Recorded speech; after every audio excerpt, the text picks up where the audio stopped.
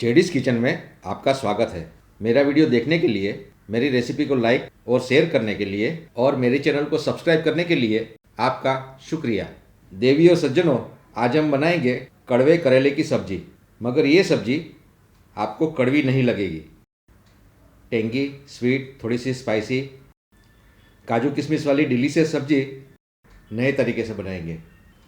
इस करेले की सब्जी के लिए मैंने 250 ग्राम करेले और 2 मीडियम साइज़ के ऑनियन लिए हैं। आप देख सकते हैं।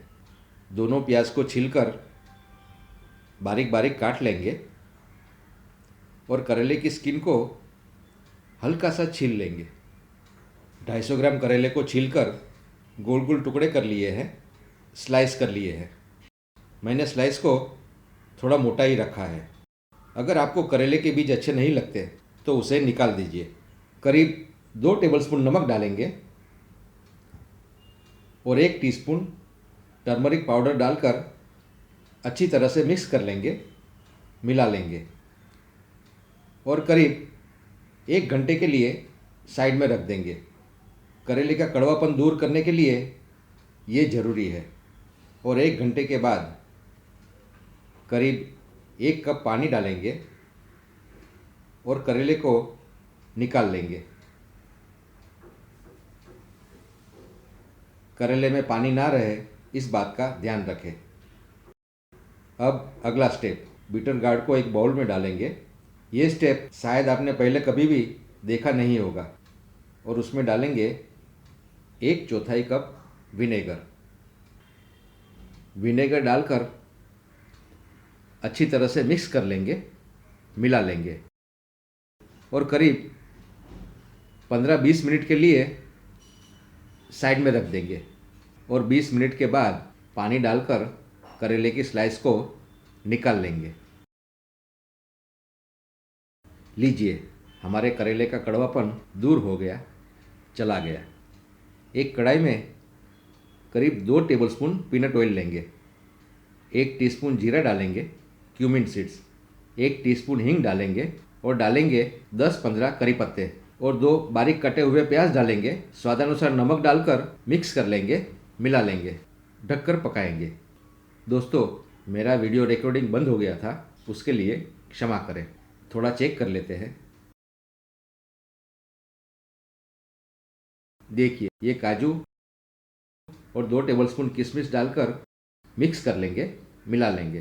इस करेले की सब्जी को पकने में कम से कम 20-25 मिनट लगेंगे। अगर आप इस करेले को स्टीम कुक करते हो तो आपकी सब्जी जल्दी तैयार हो जाएगी। हमारी सब्जी जले नहीं, इस बात का ध्यान रखें।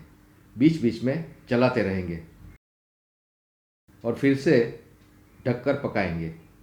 दोस्तों, ये 1 tablespoon Kashmiri red chilli powder और 8-10 लहसुन की कलियों को दरदरा कूट लिया है। ये काश्मीरी रेड चिली ज़्यादा स्पाइसी नहीं होती। 1 टीस्पून धनिया जीरा पाउडर डालेंगे और अच्छी तरह से मिला लेंगे। हम इसमें पानी बिल्कुल नहीं डालेंगे और फिर से ढककर पकाएंगे, धीमी आंच पर पकाएंगे। कलर देखिए, बहुत बढ़िया। देखिए, हमारा करेला नरम हो गया है। अब इसमें डालेंगे आधा कप दही और 1 टेबलस्पून बेसन का मिश्रण, जो हमारी सब्जी को लटपटा सा बनाएगा। अच्छी तरह से मिक्स कर लेंगे, मिला लेंगे।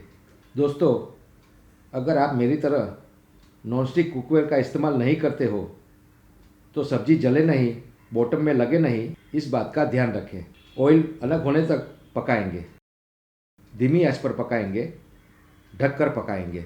देखिए, ऑयल अलग हो चुका है। हमारी करेले की सब्जी तैयार है। 2 टेबलस्पून जेगरी डालेंगे, गुड़ डालेंगे जिसको हमने ग्रेट कर लिया था और मिला लेंगे, मिक्स कर लेंगे। दोस्तों, कहते हैं कि मार्च और अप्रैल के महीने में करेले का सेवन सेहत के लिए बहुत गुणकारी है।